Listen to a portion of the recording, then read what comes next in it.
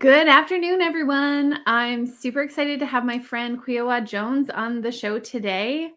I also want to remind anyone who's tuning in, um, we don't have people added yet, but everyone will be notified that we're live now. Yeah. Anyone who does tune in live can also leave comments, and we can share the comments and questions in the podcast. So that is a cool feature, which I didn't know how to do at first, and now I do. So to welcome Kwiaahwah, I just wanted to give a brief, just who she is and what she does, and then she's gonna do a cultural introduction. So Kwiaahwah Jones is a Haida artist, and she also does traditional hand poke tattoos. And she's been involved in curation work for various museums for like a long time now. And yeah, so Kwi and I have this cool connection in that we are, sort of distantly related. Her Chinai is half brother to my Nanai. And I grew up seeing her on a seine boat as I was also fishing with my mother and grandfather, and she grew up on seine boats also. And we also have the same passions for like learning everything we can about our culture and completely obsessed with Northwest Coast art. And so we share all these things in common. And so it's so awesome to have her on the show today. So you can go ahead and do your cultural welcome, Kwi. Hello, everyone. My Haida name is Kwiaahwah. I was born with it. My mother is Nishka, but I was born and raised in Haida. My mother belongs to the Ganada clan from the Nass River Valley. So I'm Nishka. I got a great grandfather that is Kwiaahwah from Cape Mudge. On my mother's side, so Anishka and like a little bit of Kwiaahwah, and then my dad is Haida, and he's a hereditary leader, and carries a traditional name of Chikial. So my name Kwiaahwah was my great grandmother's name, and it belongs to Lagada Stokigoe. That's my dad's people. So it's not a name I can pass on, but it's one that I can have for my life. And I guess I was a nameless baby, and my great grandmother, Nana Hazel, who lived to just shy of 102 years old. So she was born in 1900 and died in 2002. And she gave me her sister's name. So that's how I got that name, and that's where it comes from. So yeah, and I'm here in Haida, so if it's a little bit spotty, my apologies. Yeah, the Wi-Fi is always so hit and miss up there. It's so hard, so hard. I just remember I've told you this before too, though, when I was a kid, and your dad named his seine boat Kwiaahwah, and I just remember just thinking, okay, not only do I love the name, but how cool is it that you have a seine boat named after you? That's the best. I know, and Bella Bella too. So Bella Bella Band Council bought it when I was 15, I think, from my dad. So, so it was pretty cool because when I first went to Bella Bella for Katuas in 2014, it was the canoe journeys, and I was the only person on this like 737, this huge plane. It was a cargo plane, and I somehow hitchhiked to go to Bella Bella on this plane. And I'm like the only person that gets off, and I meet the guy at the coffee shop, and he asked me my name, and I said, "Oh, it's Kwiaahwah," and he said, "Oh, like the boat?" You're like, that's awesome. Yeah. I think my mom fished with your dad briefly too after my grandpa retired. Yeah. Yeah, she did. Yeah. I think they did food too. I'm pretty sure Jesse came out. I'm not sure. Yeah. Cool. So you were is it the director of the Bill Reid Gallery? Was it that your title, the director? I was the director of content by the end. I had a number of different jobs. Like I did different like short contracts with them. So I started in 2010, and I worked there till April 2016. So I worked there for just about 6 years. To drive a lot of the creative content for the gallery. And it was quite interesting because it was the real uphill battle to make it work, because it was not only $2 million in debt, but there was a lot of kind of ethical issues coming up around the art and how legacy would be handled, and if we were going to make posthumous reproductions. That was the whole business plan. And to not, to his friends that made the gallery happen, they didn't quite understand the kind of ethics around Northwest Coast art, or what it means to us, and what a like posthumous reproductions would do to Bill Reid's work. And there are standards, but in the end, the Haida didn't really want the gallery to exist because of ethical issues. And I managed to work very closely with a tight-knit multicultural team to kind of repair the relationships to the Haida and to the family and to the greater kind of art community. So it was cool because, I got a lot of creative curatorial freedom in the end to kind of choose what we wanted to feature. So some of the highlights, I would say, were the erotica show that really put the gallery on the map. So we did Kwi Jones, who is actually Bill Reid's youngest apprentice, to curate a native erotica show called Res Erect Native Erotica. The best name. Love it. And it really captured quite a large audience and like a lot of interest in kind of contemporary times. And we opened that in 2013. So they had the Truth and Reconciliation Commission, and when it completed, they did the 70,000 people walk. And so that was 23rd. And then we opened up the erotica show on the 25th of September. And it was like really coming out of the gates, I think, and trying to build a healthy dialogue around healthy sexuality and like kind of not always like, we're really careful, because there's so much things in our community, like the missing and murdered Indigenous women, people, and lots of kind of negativity that has kind of trickled down or poured down or whatever you want to say from sexual abuse around like residential schools. So we wanted to take a softer approach and create some fun, and so it went off really, really well. And we had like a storyteller series where we had kind of sexy storytellers, because a lot of have been kind of sanitized through a lot of the ethnographers. So we had this kind of, we opened up the show with like a burlesque and like a comedy skit and like all sorts of, and we had Indigenous burlesque dancers. It was awesome. I mean, I missed most of the opening because I was holding up the wall outside because I had worked so hard to get to that point.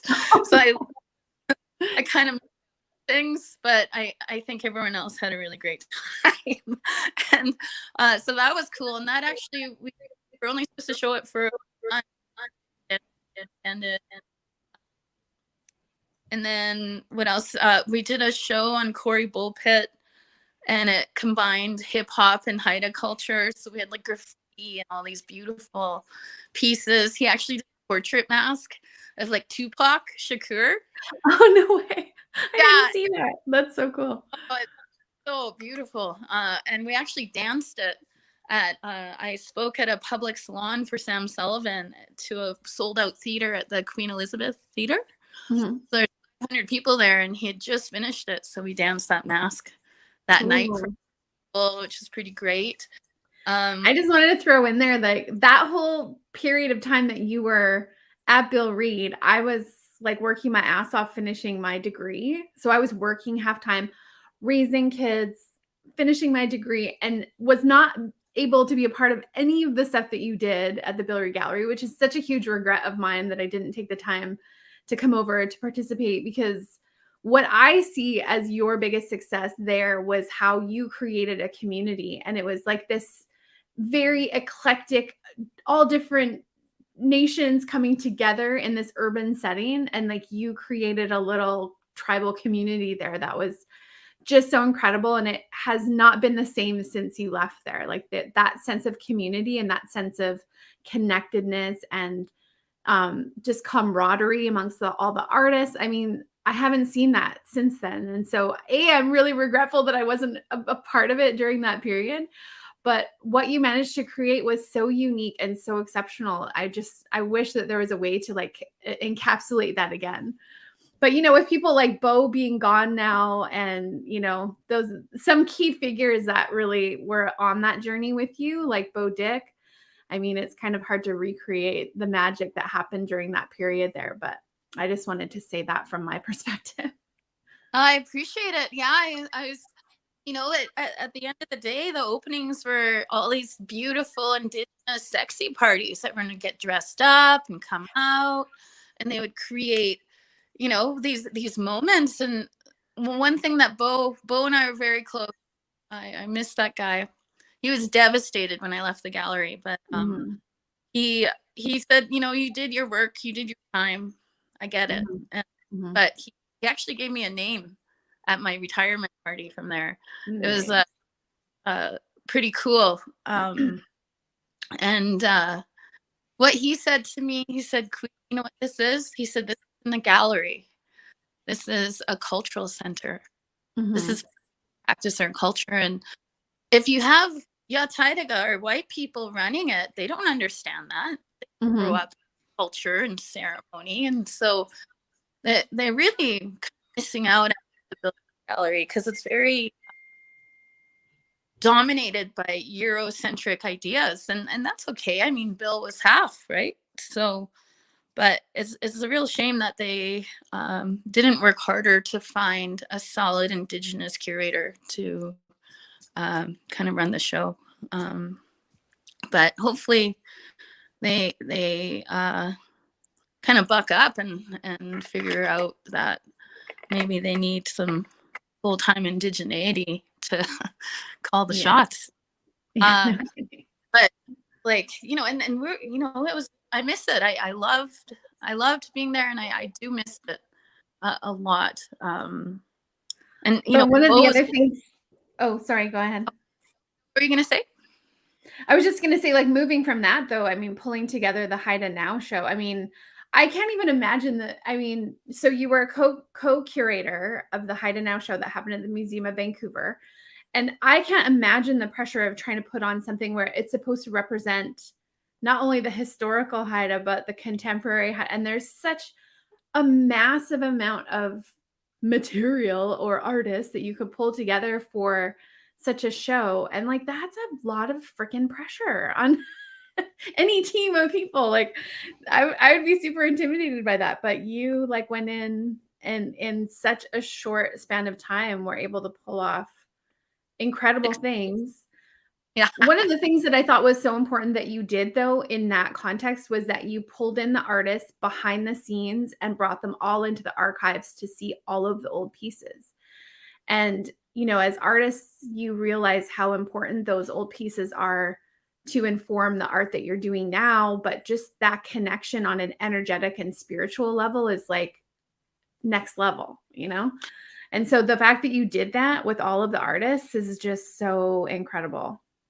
Well, as we did over 40 visits in 6 months of different artists, knowledge keepers, language speakers, and I actually snuck in different nations too. So I snuck in Andy and Carver. Andy figured out, he healed a piece. Like there was different parts everywhere, and he figured out what was connected. I tried to sneak everyone I could in, really, actually, because it wasn't, if they didn't participate, it wouldn't be the show it was. And if I didn't have the previous scholarship from the Haida Gwaii Museum and all of it, like scholarly work it's done, there's no way I would be able to pull off a show like that in 6 months. But a lot of work had already been done. So I was really lucky. And the beautiful thing about the Museum of Vancouver and working with them is when they early on asked me, will you curate this show?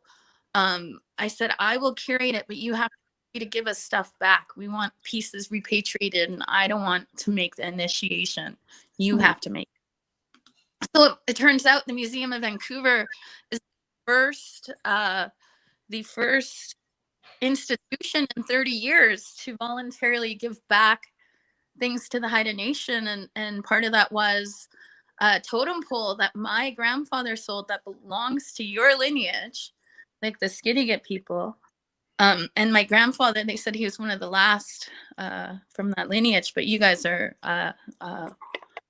related. Anyways, he sold it in 1958 and got as far as the border. It didn't make customs. And so the Museum of Vancouver said, hey, you want this pole back? So we got it back. And we actually did a ceremony and burned it today because it was full of fungicide and things. So we wanted to initially maybe just let it go back to the earth. But they had encased foam and like all this kind of crap. So there's no way, like too many preservatives, and it would poison wherever it would go. So we ended up burn it today. And but they also volunteered back grave objects and some mortuary items and some really kind of sacred items, and they're actually open to repatriating more. All we have to do is ask. But that put a huge amount of pressure, and that was the main motivator for Haida Now for me, was to have this kind of repatriation happen, but also to gain access to the collection. And then the big one was to have those pieces come home. Like that was a huge motivation for me to pull off that exhibition. And it was only supposed to go for a year, and they extended it for 3.5 years, which is like, I mean, that's like unprecedented. I mean, that in itself speaks to how amazing the show is. I mean, there were so many elements of it that were like so unique and yet so wonderfully Haida, like the Haida living room and things like that. It's just like genius. Yeah, no, it was fun. And the Museum of Vancouver, bless them, and the designers from Propeller, they pretty much did everything I asked. Like it was incredible. Like the designers worked really hard.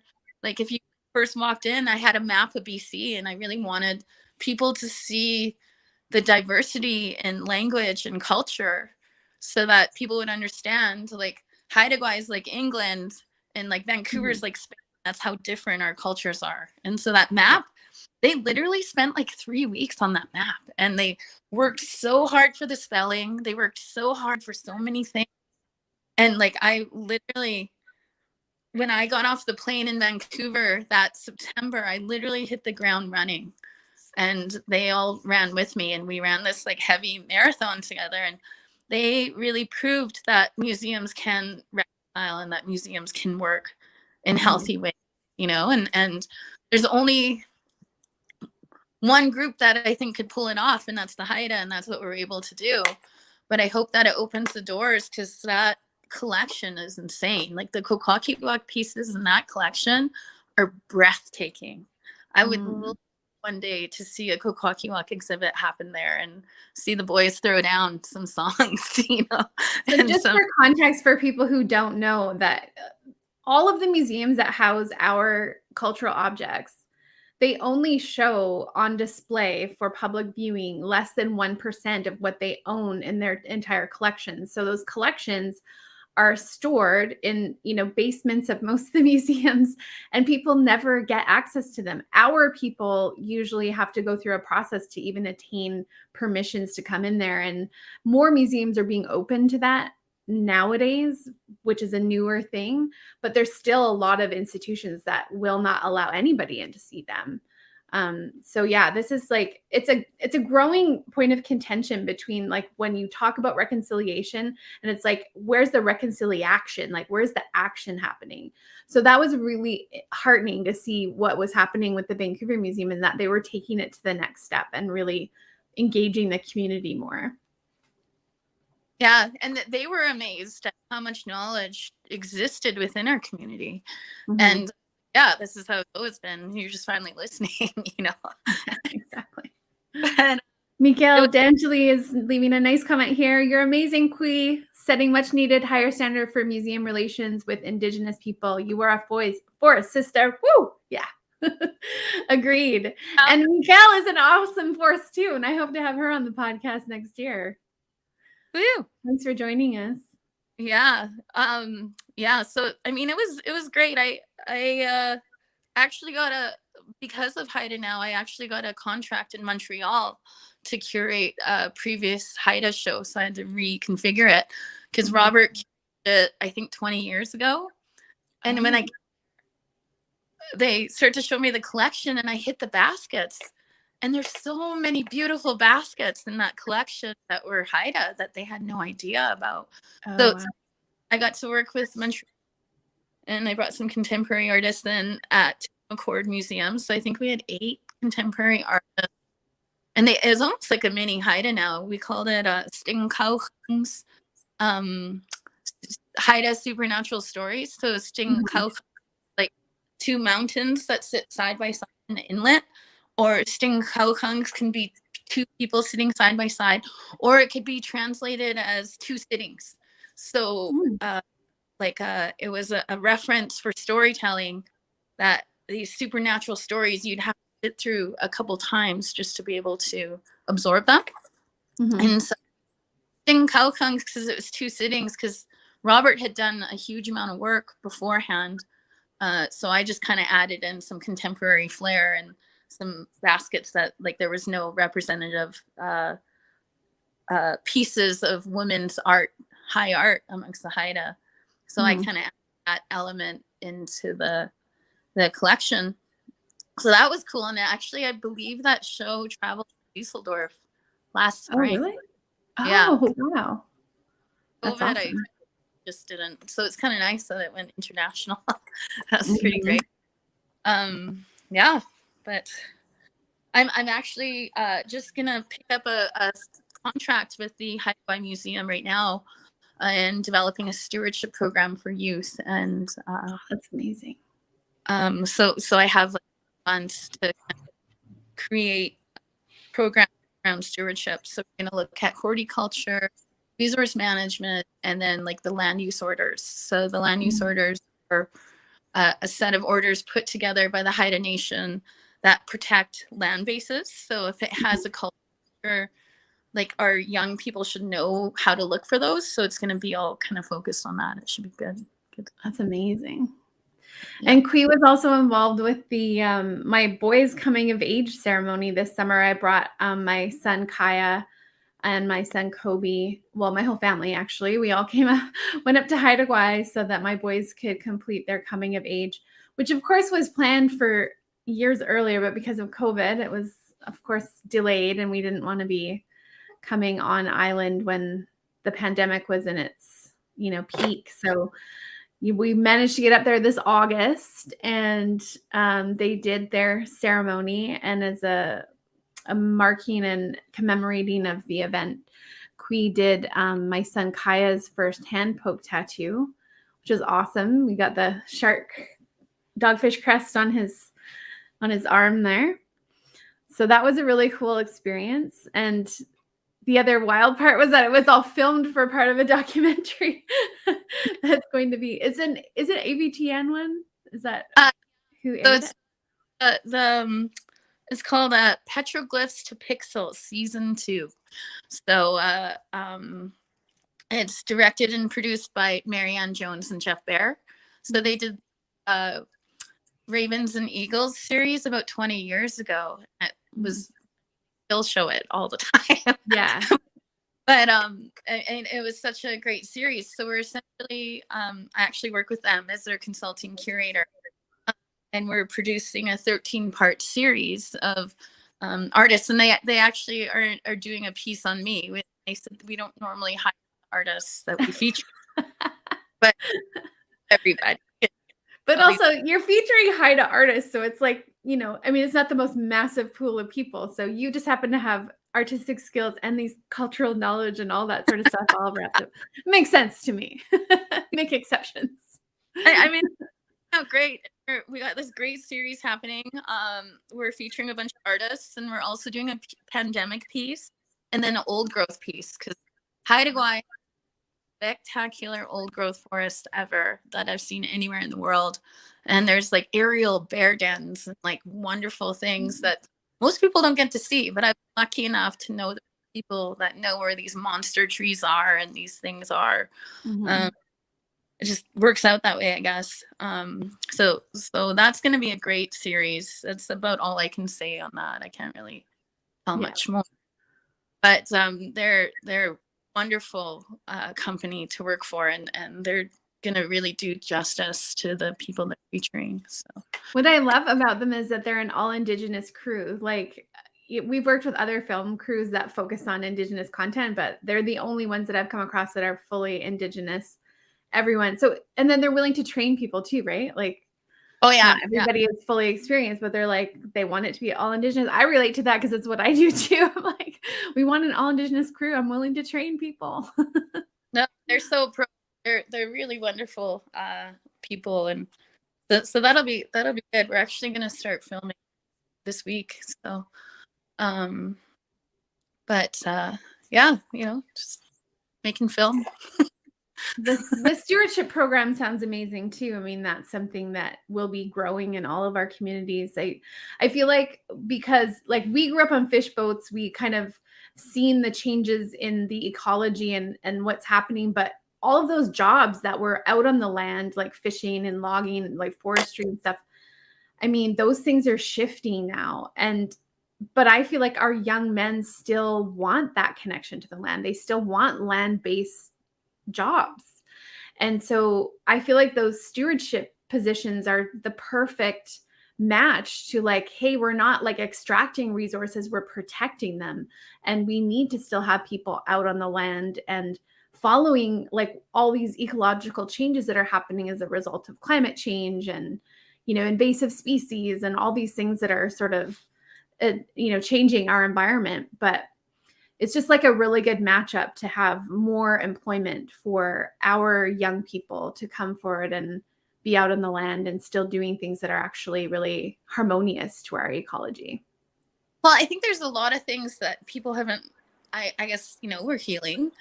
But like, if you look at like our people did controlled burns, like there's whole islands they would burn for berries. Mm-hmm. And there's clever ways to manage the resources so that they're productive.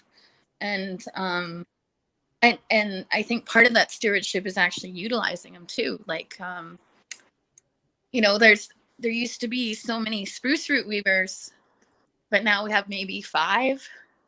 Mm-hmm. So the lack of stewardship around the spruce root digging grounds is much different. And there's opportunities where young people can go out and like clear the ground so that we keep getting those straight, beautiful roots.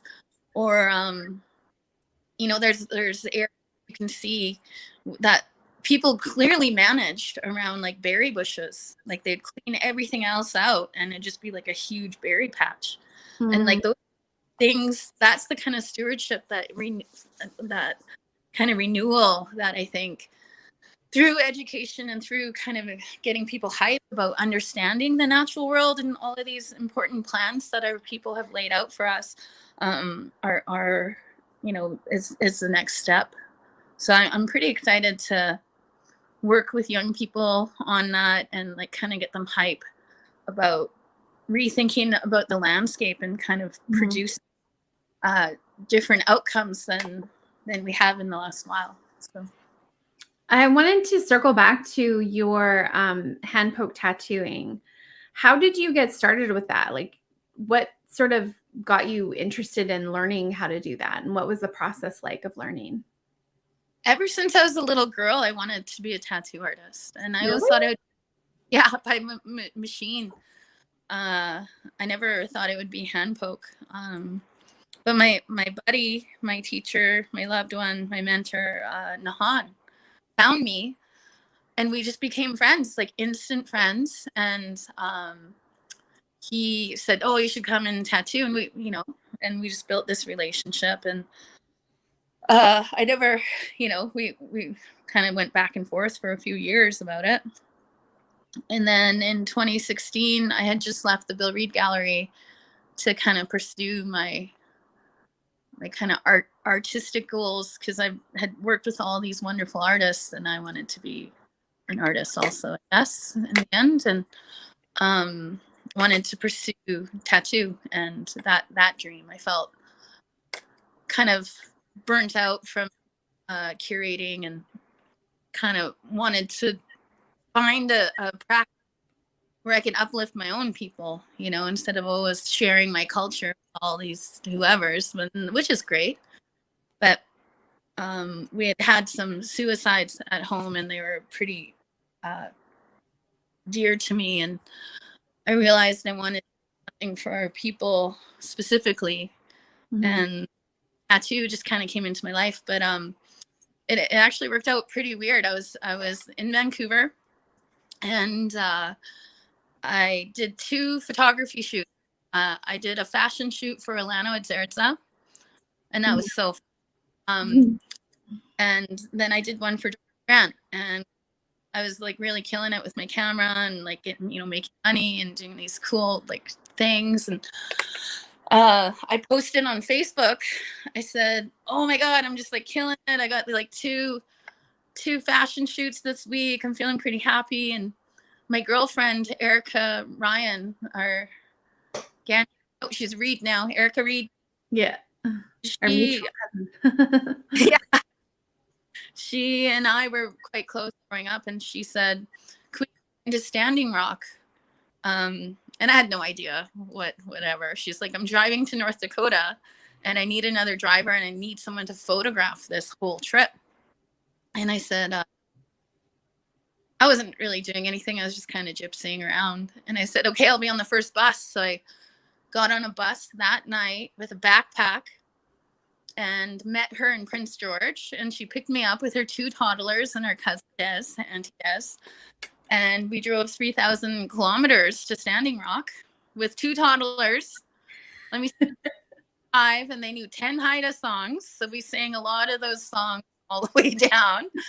And ended up staying in Standing Rock for 8 days. And Nahan said, "Hey, you're there." And so he drove for 2 days from Seattle.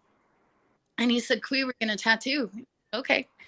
So we went to the Red Warrior camp, only where the super hardcore like tie themselves to the machines, get arrested, like frontliners for the stand. And I had no idea what was going on. It's not like I was like, "I'm going to Standing Rock." It kind of called me there. Yeah.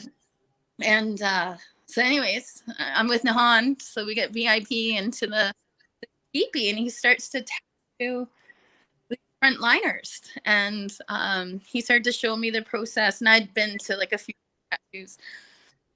And so it was beautiful, because there's all these Indigenous people from all over Turtle Island in this teepee, and we're all sharing music. So we're all sharing different songs, most beautiful songs, so magical.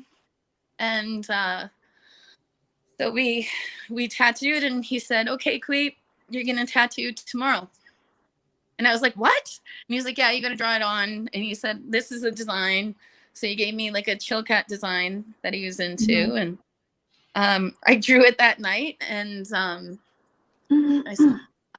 and then he taught me to tattoo in a tent in Standing Rock. And it was, you know, I still feel like I can tap into it, because when we were there, it was like drug and alcohol free. They had ceremonies every night, and you could feel the prayer. It was so thick in the air. It was so beautiful to see all these people. And so when I tattoo, a part of me goes back to that place. Feels that kind of ceremony and that kind of sacred place that we were in. And so I did my first tattoo there, and then I didn't tattoo for about 6 months. And in 2017, I decided in January, my dad bought me my first tattoo kit with all the supplies, and it's just been ever since. And like, I think I've done about 200 tattoos. That would have been doubled without COVID. So COVID actually put a 16-month pause. Yeah. But I'm I'm back. so glad I got you to tell that story because it was like the Standing Rock connection. Did you guys get to meet LaDonna Allard, the one whose property? Yeah. So it's so sad that she passed away. I just wanted to quickly throw in the time when I was we went up to Celebration, and she was invited up to Celebration, and so she was there. And I saw her across the street. We were just walking down the street going to a restaurant. And I saw her across the street, and I'd never met her before, but I just like love who she is. And I literally like ran across the street and was like, LaDonna! And I gave her like the biggest hug. And her husband had just passed away, like just maybe a month or two before that. And I just said, I'm so sorry you lost your husband. And we literally like stood on the street hugging each other and like sobbing. Like we were like sobbing on each other's shoulder. And just like we had this total like heart connection just instantly. And then I was like, I'm so happy to meet you. And she was just like, thank you so much. It was just like literally makes you like tear up thinking about it. It was like the most awesome connection. But what an incredible woman. And I'm so sad that she passed. But I have a feeling like her soul just wanted to be with her husband so much that she left us too soon. But what an amazing woman she was. Yeah, I got to meet. I made friends with a lot of the band counselors from there. We're still friends. Really? Yeah, That's it's awesome. really powerful time. So we're getting close to the end of our session here. I usually wrap up the podcast by asking my guests to say some bit of advice. If there's young Indigenous women out there listening, and we've all been through our challenges. Everyone knows what it's like to have your Indigenous challenges. So if you have any bit of advice that you could give to young Indigenous women, what would you say? I would say that through my 20s, learning about colonialism was very, very tough on my soul. And it was until my 30s to come to some around it. And if I could tell young Indigenous just to be gentle through that process with themselves and the world around them, they're gonna make a lot more strides than being angry or upset. Like the kinder you be to people around you, and especially as they kind of learn this colonial story and the Indigenous story, the more gentle you can be with anyone. A lot of people don't know what happened, and so if you can create like a gentle space to guide people through it, unfortunately, that's the only way we're going to get through it, because not a lot of people know about our culture, about our struggles. Like they're just figuring it out, and it took 5 graves in order for people to even listen. So going through that process, if I could talk to my younger self and just say everything's going to be all right and you're going to make things better, and to be gentle, and I think that's what as a younger myself. But if I had an auntie to tell me that it is a tough journey, and to be gentle with the people that are learning, it'd just be that much more assuring, I guess. One of the things that it makes me think of is when I think about your Chennai, Roy Jones, who is such an epic icon in our culture, incredible, like probably one of the most pivotal people in our language revitalization programs that happen in Haida Gwaii. But the thing that I always think back on is how dignified, like the level of dignity that our ancestors, like your Chennai and my Nanai, just such pillars of the community, were always so gracious and dignified in the way that they were in the world. I mean, that to me is such an exceptional way to be. And I find like with social media, it can kind of like bring people to like the nastiest side of themselves. And sometimes that really ugly part comes through. So when I'm thinking about what you're saying too, about being gentle, being kind, it reminds me of how dignified our ancestors were, and how, we spoke respectfully to people. And like that needs to come back more. This way of like social media tearing people down and things like that, that's not how our people were. I don't Yeah. think like. Yeah, we're stronger together, right? Mm-hmm. I'm definitely absolutely inspired by my Chennai too. So he is pretty awesome. He was 95. So. I'm actually writing his life book, so stay tuned. Maybe you can have me back on the when we publish the book. Definitely. I'm so excited to read that because honestly, he's such a role model in so many ways and such a respectful person. It's like there's not enough good things you can say about your Chennai. He's just incredible. Yeah, he's definitely got an exciting story to tell, and I'm really pleased that we're finally getting on with it. And I got a grant for it, so it should be out in the spring, summer. I'm going to aim for June, I think. But. That's amazing. Did you find a publisher or are you self-publishing? I actually just talked to the Haida Museum, so I'm hoping that we can publish it through their press. Oh yeah, that'd be perfect. We'll see. We'll figure it out. There's still some details. So we're finally just starting to start our ceremonies to grieve him. So it finally feels good to even just get back to it. So when we finish the book, we're gonna throw a feast and we'll let him present it through a portrait mask. Mm-hmm. And then we'll mark the end of our mourning then, but it'll be, he was upset when he died that the book wasn't done. But yeah, I'm gonna make it the best damn book ever. So I gotta. It's worth taking the time. It's worth taking the time and making it right and making it good and something that will be worthy of his name, right? So that's good. Well, thank you so much for joining me today, Kwi. I'm glad you were able to hop in last minute. I had another guest booked for today that was had this amazing opportunity pop up that she had to accept, and I fully understand. So it's so great that you could hop on today. And literally, we could talk for hours, and we usually do about all manner of cultural things. So thank you for being there today at the pole burning, and thank you for getting my brother out there to be a part of it. That was really incredible. Really incredible that that pole belonged to our clan and that we got to be a part of it.